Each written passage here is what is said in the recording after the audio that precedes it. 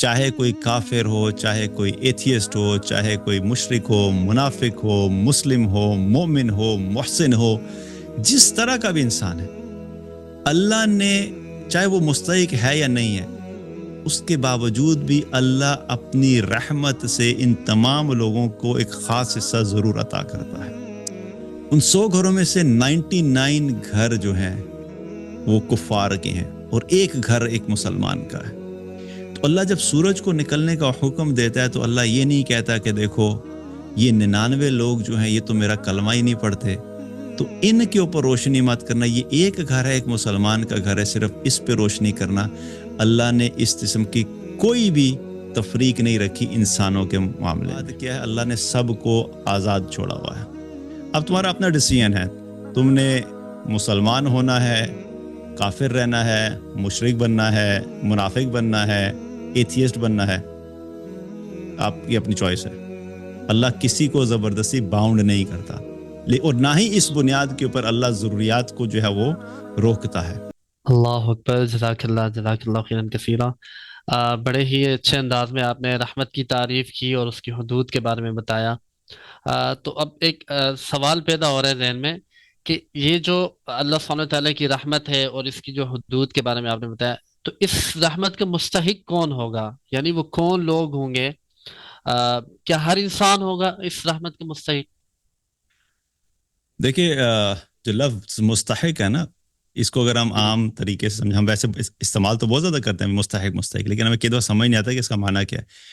ہم جب بھی زکوٰۃ کی بات کرتے ہیں ہم کیا کہتے ہیں؟ بھائی زکوٰۃ جو ہے وہ اس کے مستحقین تک پہنچنی چاہیے، ضروری ہے، ٹھیک ہے۔ ہم دیتے ہوئے کہتے ہیں بھائی اچھا یہ ہم زکوٰۃ دے رہے ہیں لیکن دیکھنا یہ مستحق کو دینا، ٹھیک ہے۔ صدقات دیتے ہیں، ہم کہتے ہیں بھائی یہ صدقہ کسی مستحق کو دینا۔ تو مستحق کون ہوتا ہے؟ جو ڈیزرو کرتا ہے، جو اس چیز کا حق رکھتا ہو، جو اس کنڈیشن میں ہے، ان حالات میں ہے جو حالات اس کو اس چیز کے لیے ڈیزرونگ بنا دیتے ہیں۔ تو اگر اس اعتبار سے دیکھا جائے تو انسان اپنے اعمال اور اپنے حالات کے اعتبار سے تو اللہ کی رحمت کا مستحق نہیں بنتا، ہر انسان نہیں بن سکتا۔ مثال کے طور پہ جو کافر ہے، جو اللہ کو مانتا ہی نہیں، اللہ کا کفر کرتا ہے، وہ کیسے اللہ کی رحمت کا مستحق ہے؟ اپنے اعمال، اپنے عقیدے کی وجہ سے وہ اللہ کی رحمت کا مستحق نہیں ہے۔ مشرک ہے، جو اللہ کے ساتھ شرک کر رہا ہے، وہ اللہ کی رحمت کا مستحق کیسے ہو سکتا ہے؟ اس طرح منافق ہے، منافق ظاہری طور پہ بے شک جتنا مرضی اپنے آپ کو مسلمان شو کرے، لیکن حقیقت میں کیا ہے؟ وہ نفاق رکھتا ہے، وہ اسلام سے دشمنی رکھتا ہے، مسلمانوں سے دشمنی رکھتا ہے، وہ اللہ کی رحمت کا مستحق کیسے ہو سکتا ہے؟ یہاں تک کہ اگر ہم مسلمانوں کی بھی مثال لیں تو مسلمانوں میں بھی چاہے کوئی شخص کلمہ گو ہے لیکن وہ اپنے اعمال کی بنیاد کے اوپر اللہ کی رحمت کا مستحق نہیں بن سکتا۔ لیکن کمال کی بات یہ ہے کہ ان تمام حرکتوں کے باوجود، ان تمام عقائد کے باوجود، چاہے کوئی کافر ہو، چاہے کوئی ایتھیسٹ ہو، چاہے کوئی مشرک ہو، منافق ہو، مسلم ہو، مومن ہو، محسن ہو، جس طرح کا بھی انسان ہے، اللہ نے چاہے وہ مستحق ہے یا نہیں ہے، اس کے باوجود بھی اللہ اپنی رحمت سے ان تمام لوگوں کو ایک خاص حصہ ضرور عطا کرتا ہے۔ اور وہ حصہ کیا ہے اللہ کی رحمت کا؟ وہ حصہ ہے کہ اللہ نے جب سورج کو نکالتا ہے تو اللہ تعالیٰ کا سورج جو ہے، ہم اگر اگزامپل لے لیں کسی نان مسلم کنٹری کی، لیٹ سے امریکہ کی اگزامپل لے لیں، امریکہ میں کوئی ایک شہر ہے، کوئی سٹی ہے، کوئی ایک ٹاؤن ہے، اب سورج نکلا اور اس سورج سے لوگوں نے فائدہ حاصل کرنا شروع کیا۔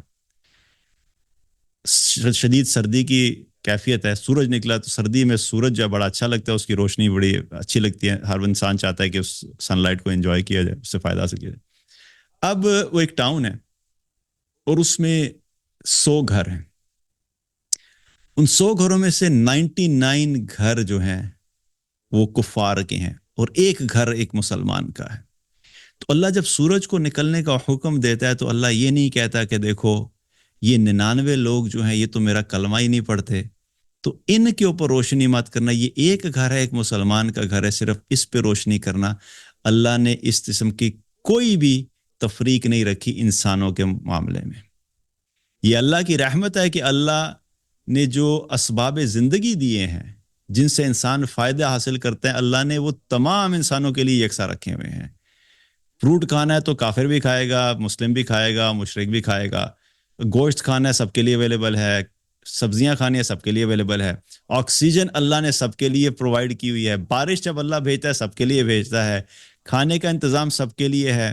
اگر اولاد دینی ہے تو اللہ کافر کو بھی دیتا ہے, مسلمان کو بھی دیتا ہے, مشرک کو بھی دیتا ہے. تو دنیا میں جو اسباب ہیں جو کہ انسان اپنی دنیا کی زندگی میں رہتے ہوئے اپنی ضروریات کو پوری کرتا ہے اور اپنی خواہشات کو پورا کرتا ہے, ان چیزوں کے معاملے میں اللہ نے کسی کے درمیان کوئی کسی قسم کی کوئی ڈفرنس یا ڈسکریمنیشن نہیں رکھی. اللہ سب کو دیتا ہے. تو مستحق ہو یا نہ مستحق ہو, اللہ اپنی رحمت سے وہ تمام چیزیں ان لوگوں تک پہنچاتا ہے, چاہے وہ اللہ کے ماننے والے ہیں یا اللہ کے نہ ماننے والے ہیں. اور ویسے بھی اگر دیکھا جائے تو اللہ تعالیٰ ہم سے اگر ہمارے اعمال کے حساب سے معاملہ کرنا شروع کرے تو ہم تو اس دنیا کی زندگی میں لوگ جو زمین پہ ہمیں شاید کوئی نظر ہی نہ آئے.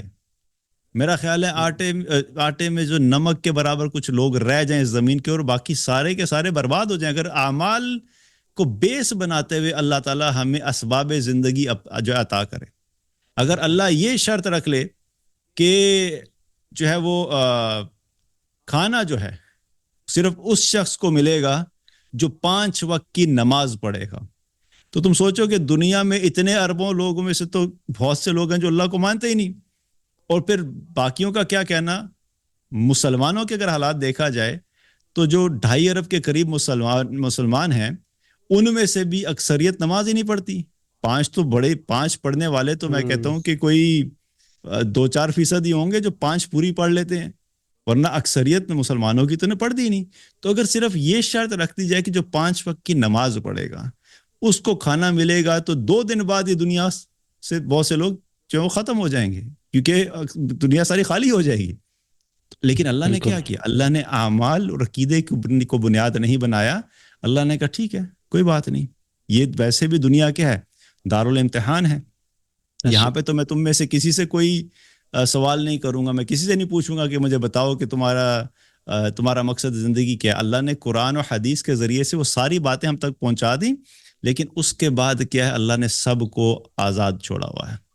اب تمہارا اپنا ڈیسیژن ہے, تم نے مسلمان ہونا ہے, کافر رہنا ہے, مشرک بننا ہے, منافق بننا ہے, ایتھیسٹ بننا ہے, آپ کی اپنی چوائس ہے.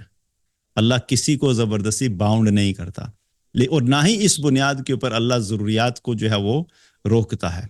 لیکن اگر وہی بتا رہا ہوں کہ اگر اعمال کے اس پر ہوتا تو ہم میں سے کوئی بھی نہ بچ پاتا. اللہ تعالیٰ نے یہاں تک کہ مصیبتوں کا بھی جو تذکرہ کیا اللہ نے قرآن میں, کہ اللہ تعالیٰ نے فرمایا کہ وما اصابکم من مصیبۃ فبما کسبت ایدیکم ویعفو عن کثیر.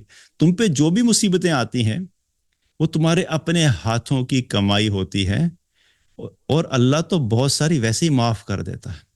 یعنی یہ جو مصیبتیں, اگر اللہ تمہارے اعمال اور تمہاری حرکتوں کی وجہ سے تم پہ مصیبتیں بھی اگر بھیجتا اور ایکول اماؤنٹ میں بھیجتا جتنے تمہارے گناہ اسی حساب سے, تو شاید تم سروائیو ہی نہ کر سکتے.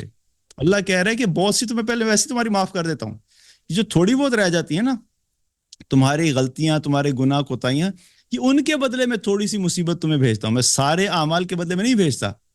تو یاد رکھو کہ یہ جو ہے کہ اللہ کی رحمت کا مستحق جو ہے وہ اعمال کی بنیاد کے اوپر تو شاید کوئی بھی کوالیفائی نہ کر سکے.